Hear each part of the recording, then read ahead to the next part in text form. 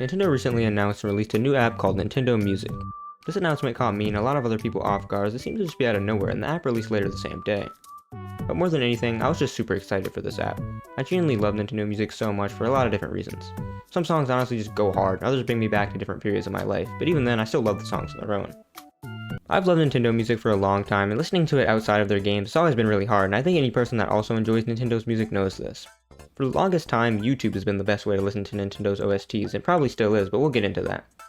The problem with YouTube though is that the music is uploaded unofficially, so Nintendo often takes down uploads of their music, and even when people re-upload them, they usually end up being taken down again, so it's really hard to continuously listen to Nintendo's music on YouTube when you constantly have to find new uploads, and that's even if you can find one. Nintendo has offered a few different ways to listen to their game's music before, but it's always been in very inconvenient ways. For example, in Smash Bros. Ultimate, there's a music section where you can listen to the music that's featured in the game, but who's realistically going to open up Smash Bros. Just to listen to music on their Nintendo Switch? I mean, I'm sure some people do this, but most people would find this to be far too much of a hassle and just not worth it. There's been a few times where I've already been on the game and went to listen to a few tracks, but I've never specifically opened the game just to do so. They've done this in some other games too, like Super Mario 3D All-Stars having a section to listen to the 3 featured games' OSTs. Splatoon 1 and 2 have the Squid Beats minigame, and Splatoon 3 is a jukebox. These both allow you to listen to songs from the game, as well as play a minigame in Splatoon 1 and 2's case. Some of the songs even need to be unlocked, so clearly not the easiest way to just listen to the game's OSTs. I'm sure Nintendo has done this at least a few other times, but I'm not going to sit here naming every example. The point is, Nintendo has always made it really difficult to listen to their music. There always has to be some catch or something. Nintendo is just really weird about their IP in general, so this isn't anything out of the ordinary for Nintendo, but it still just sucks. They release some of their games' OSTs as CDs, mostly in Japan, but these tend to become really rare and hard to find, especially for a decent price.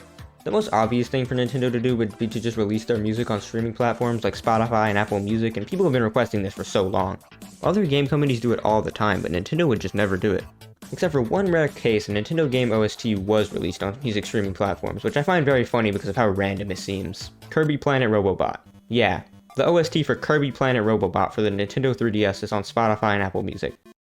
I didn't actually know this until I started researching for this video, but there are actually 3 Kirby albums that were released on music streaming platforms at the same time.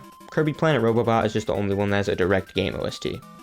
The other 2 are the Kirby 25th Anniversary Orchestra Concert and the Kirby Memorial Arrangements. The reason for this seems to be that Nintendo doesn't have full ownership over Kirby, so HAL Laboratory, who owns half of the Kirby IP, most likely were the reason these came to streaming. That's just kind of a funny little fact to me. But now, Nintendo has finally made a way to listen to their music in an actual convenient way, the Nintendo Music app, and honestly, it's pretty great. The app is quite simple, but not in a bad way. I'd say it does everything it needs to, and actually even more. It obviously has your basic features like adding songs to your liked songs / favorites and creating playlists. They've also seemed to go out of their way to add some really cool features to enhance the listening experience. They've included a spoiler prevention feature, which allows you to hide songs from selected games to avoid spoilers, which is honestly such a cool feature. Spoilers can really ruin gaming experiences as well as other things, so for them to really ensure no one has their experience ruined is great. They've also added a feature for you to extend songs up to 15, 30, and 60 minutes. It's really cool to have these extended versions of songs, and I'm sure it wasn't the easiest thing for them to add, so it really shows that they put some real effort into the app. But there's one glaring issue, and a lot of people have pointed it out. For the most part, I think most people don't really have a problem with the app, and a lot of people are actually excited for it, such as myself. But where the big issue lies is the amount of games currently featured. Now, they said they will be adding more songs over time, and actually I've already begun that, but even with that in mind, the selection to begin with is honestly just a bit disappointing. The selection is actually pretty good, I'd say, but the amount is still just the main problem here.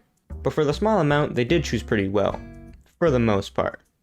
For the starting roster of songs, there's mostly Nintendo Switch games, but there's also songs from the Wii, DS, GameCube, Game Boy Advance, N64, SNES, GameCube, and NES. That might sound like a lot, but most of these only have like 1 or 2 games right now, which obviously is not very good. For the NES, there's of course the classic Super Mario Bros, as well as Metroid, which for some reason has the Famicom or Japanese version available as well. Obviously these aren't bad choices at all, but there's so many iconic games left out for the launch of this app. For the Game Boy, there's Kirby's Dream Land and Dr. Mario. Again, not bad. For the SNES, there's Donkey Kong Country and Yoshi's Island. N64 has Star Fox 64 and Ocarina of Time.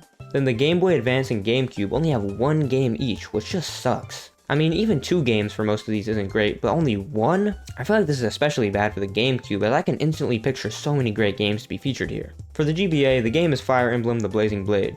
This one does seem pretty good as there's no other Fire Emblem games currently featured, so I get that one. For the GameCube, they chose Metroid Prime, which is still a pretty good pick, but man, there's just still so many more games that should have been added. For the DS and Wii, here's where things get a little interesting. So when you imagine the DS and Wii, I'm sure you can picture many iconic and amazing games with great OSTs, so Nintendo would probably have a hard time choosing like 2 games to feature at launch on this app. But they would probably not go too wrong, right? Well, I wouldn't say they went wrong, but the choices are definitely interesting to say the least, especially for the DS. The DS's games here are Tomodachi Collection, not to be confused with Tomodachi Life, the popular 3DS game released worldwide. No, the Japanese exclusive predecessor in the series. And then Nintendogs. I don't have an issue with Nintendogs, and I think it seems like a pretty fun game from the DS era, but is that really the best game they could have chosen for this?